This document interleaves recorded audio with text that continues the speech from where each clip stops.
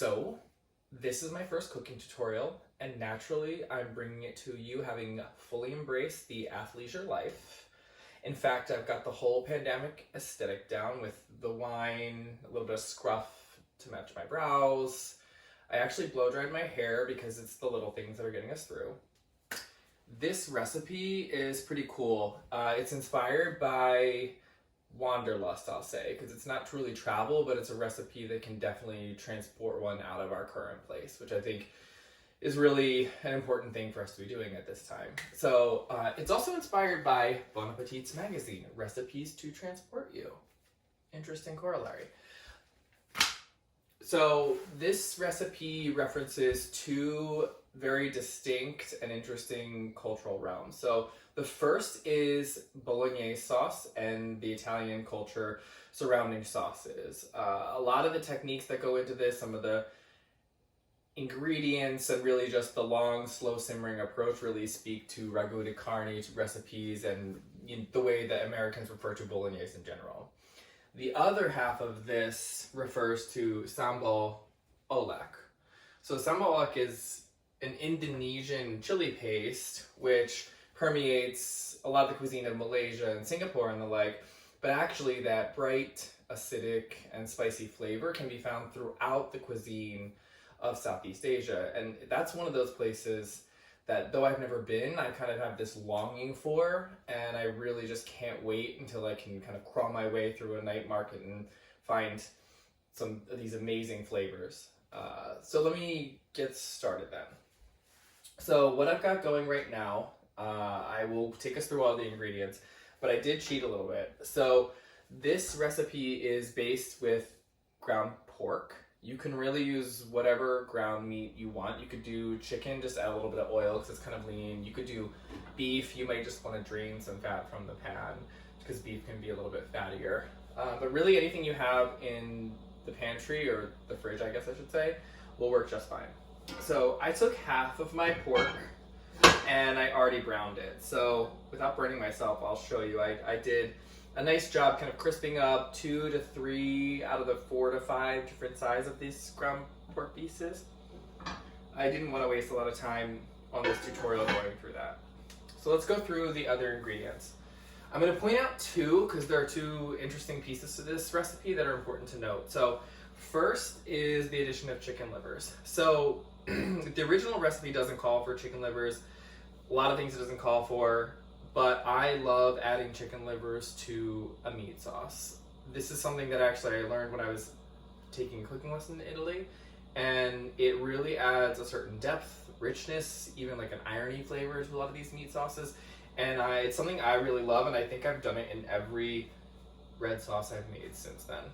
It's totally optional though, and if you can't find chicken livers at the farmer's market or at the supermarket, totally skippable. And actually that applies to kind of the whole recipe, and I'll post this on the blog and you'll be able to see, but there are definitely some optional ingredients here and I'll note them, but I've also noted some places in the recipe where you can swap out for other ingredients if you're just having a hard time finding things, which a lot of us are right now. One of the other things to point out, and I know some of you have definitely clocked the ramen noodles, is that in fact we are using Top Ramen noodles. So I saved the packets for another day that I want to use really savory, delicious chicken flavored spices, and pulled out the noodles. So we're going to use those for our starch base for this dish. I think that's a really fun way to make the use of things that are easy to find in your pantry. I know it's thematic with the lockdown and everything, but I love the chewy, bouncy ramen noodles, so this is actually speaking right to me. All right, we're gonna go ahead and get started because I don't want to waste too much time. I've got this pan hot, and I'm checking the middle of it right now to make sure there's enough oil. I think there actually could be just a little bit more in here. So first thing we're gonna do, toss a little bit of olive oil in the middle. So, as I explained, I've got about a pound of the pork. I have 2 pounds total. In here, it's already been seared off to get brown and crispy and caramelized on the outside. We do that with half of the pork because we don't need the entire protein base to be crispity crunchy. It just might be a little bit hard to eat. Next, I'm going to turn the heat up a little bit, and we're going to throw in some of our aromatics. So we'll start, didn't cut my spoons, we'll start by throwing in the garlic.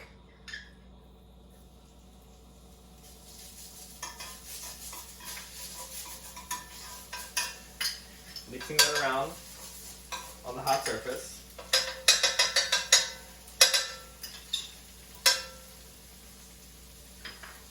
That's a good way for me to test to see if the pan is hot enough yet for me to throw the chicken livers in.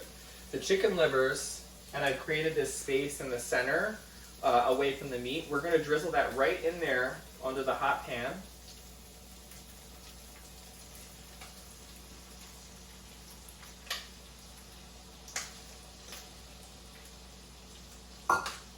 And then using the spatula, I'm going to move it around. And this is honestly, technique-wise, it's a lot like scrambling eggs. As the chicken liver cooks, it congeals. And I know some folks might think this is gross, but honestly, I, number one, love liver, but this is such a really neat way to amp up your sauce game.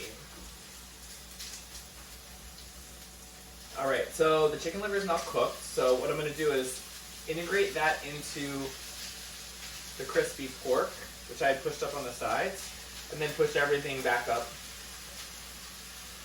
onto the sides. Clearing that space right in the middle once again. A little bit more oil, just to make sure things keep moving. And now I'm going to add my ginger.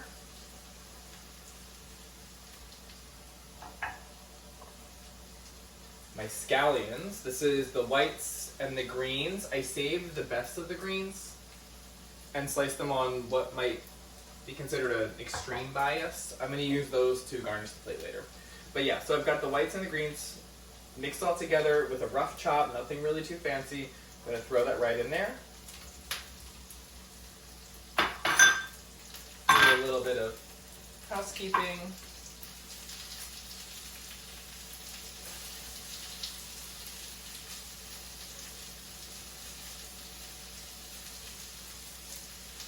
I'm going to let this cook 1, maybe 2 minutes, really, at the most.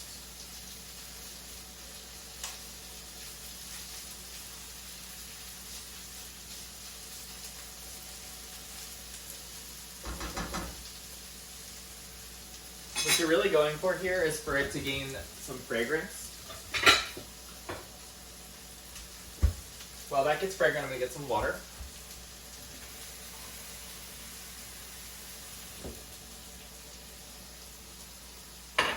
All right.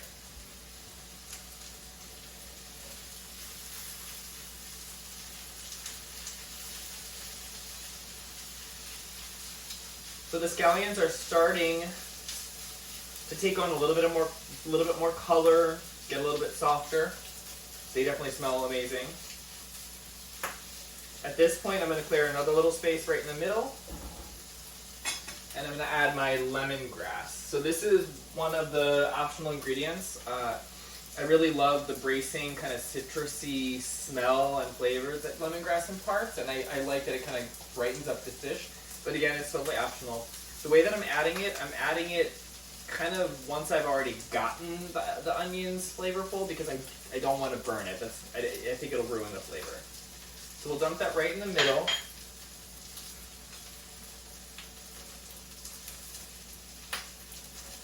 Give that a quick whirl around the pan.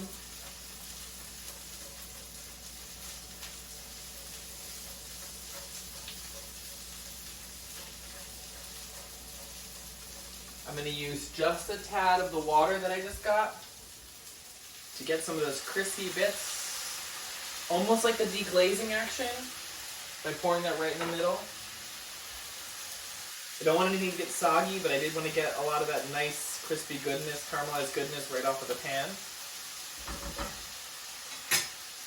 And now we're going to add the rest of the pork. So this is another pound of ground pork. I got my pork this week from, the usual, the Saturday Farmers Market. Paul's Hogs is one of my favorite purveyors there. They've got really great pork chops, smoked, ham hocks, pork shanks, so on and so forth. They typically sell out of their ground pork very early in the day, but I was there at like 7:30 because I'm crazy, and I managed to get 2 pounds of it, so it was perfect timing for when we did this recipe. All right, so I'm gonna give this a cook. This is probably